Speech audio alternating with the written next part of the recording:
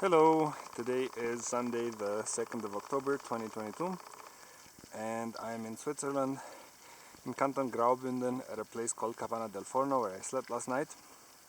And originally what I would have wanted to do for this extended weekend, for this weekend would have been to take Monday off and to do an extended 3-day hike starting in Zumwich and ending in Vals. But unfortunately that was not very realistic because in that part of Switzerland the weather was quite bad. It rained yesterday quite badly. So I cancelled and I decided to do something a little bit easier, which is where we are today. So let's see. This is the Forno glacier. On the other side is Italy, I think. And then this is the cabin where I slept last night. It's 2,560 something meters, I think. And this is part of the path that takes me back to Maloja. So yesterday I started in Maloja and I did all this hike. And it goes through there somewhere and further up. But yesterday I didn't come this way. Yesterday I came from that valley, from the glacier. I'll show you where it is. And yeah, you can see, so last night the weather was really windy. It was so windy that I could feel like the roof of the cabin sort of creak under pressure. I don't think I could have opened the door actually, but today it's still for some reason and the sun is coming out. You can see, for example, right there on the glacier, and it actually feels quite warm. Well, also because I'm wearing gloves and a hat, but it feels quite warm and it's not uncomfortable at all. Yesterday it was a little bit snowy.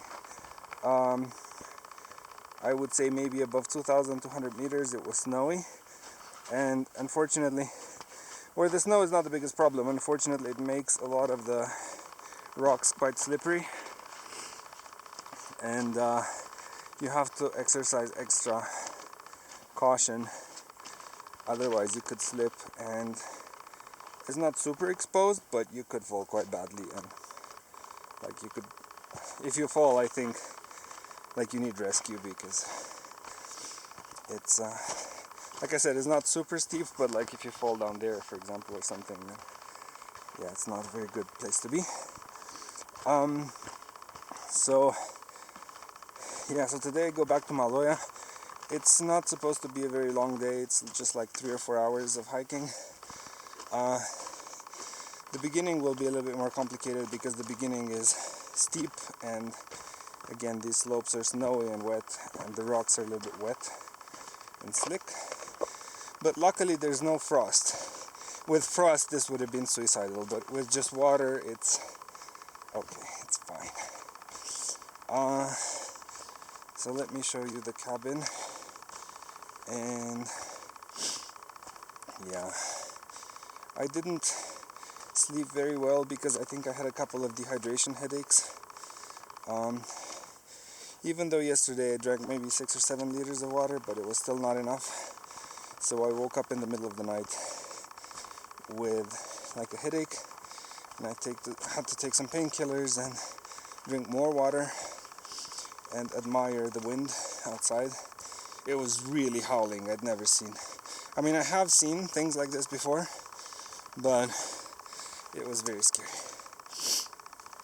And yeah, normally I would wake up very early and start early, but since I only have 3 hours to hike today, or 4, depending on how slowly I go, it really wasn't worth it. So I'm just gonna take it super easy and really not exert myself at all.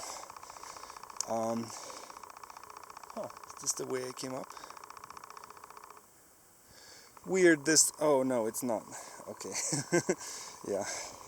So the way I came up was on this other, I'll show you. Yeah, apparently there's more than one trail around this part of the cabin.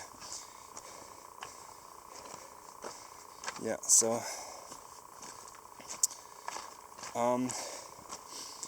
and Yeah, unfortunately, as you can see, it's almost fall. The grass is all yellow, and the trees in the valley are starting to turn a little bit yellow, and you can tell it's no longer summer. So it's kind of the end of season, but this was a really good season. I did a lot of hiking. I regained a lot of my fitness. I still have maybe like 3 or 4 kilos left to lose, but I can lose those rowing. Yeah, so I went up on that slab of rock. So yeah, and here is the cabin. So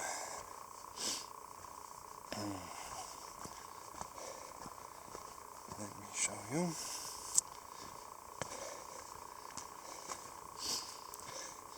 Yeah, so we are at 2,574 meters, almost 600 meters.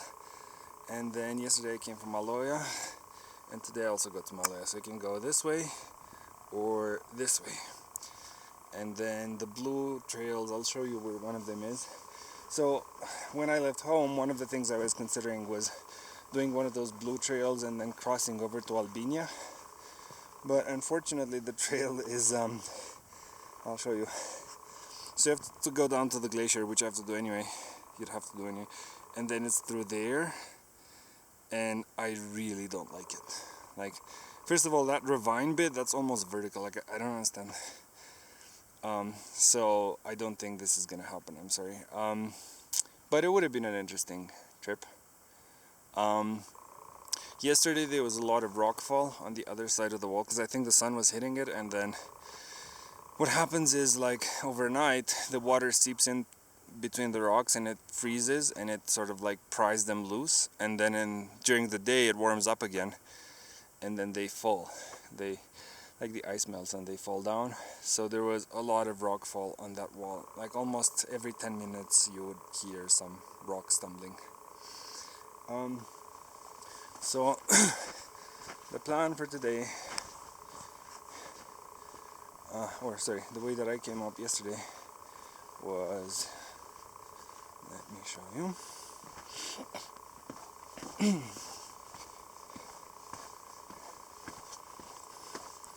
It wasn't very easy. There were some ladders and stuff, so, but yeah, see where that cairn is? Like, you have to go down in between that crack and then left somewhere. It's very pretty, but it's also not necessarily easy. Yeah. And yeah, so the plan for today is to rest a little bit. I'll take another 30 minutes at the cabin or something, and I had a lot of coffee this morning and breakfast, and I really didn't rush at all, and I'm just enjoying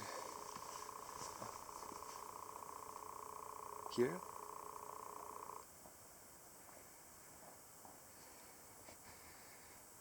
Yeah, that's rockfall on the other side. I don't know if you could hear it, but I can. Let's see if we can see it.